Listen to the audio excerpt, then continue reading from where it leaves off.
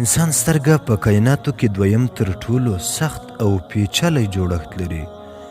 د انسان سترګه نږدې 8 ګرامه وزن لري او د 100,000 تارونو په واسطه سره نښلول سوې ده.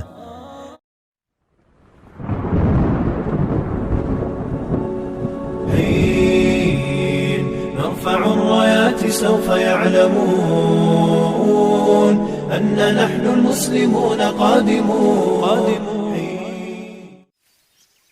السلام علیکم ورحمت الله وبرکاته. ګرانو قدرمنو دوستانو، ستړي مشئ. خدای جل جلاله دې وکړي چې جوړ او روغ بیاست او د صحت جامې به مو پر تن وي. د انسان د سترګې د جوړښت په اړه لنډ او جالب معلومات. که دا ستاسو اول راتګ وي، لومړی زموږ چینل در سره سبسکرایب کړئ او ورسره په خوا کې د ګنټۍ نښان هم کېکاږئ، تر څو هره ورځ زموږ نوې ویډیوګانې تاسو ته راشي او تاسو یې وګورئ.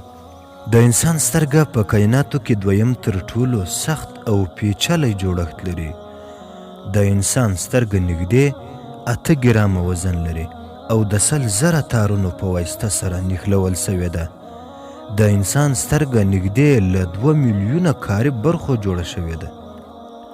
د انسان په سترګو کې 586 میګا پکسله کیمرې شتون لري چې په یوه ثانیه کې 1,300,000 د کیمرې په حساب انځورونه یا تصویرونه اخیستلی شي او نږدې تر 10 کلونو یې ساتلی هم شي.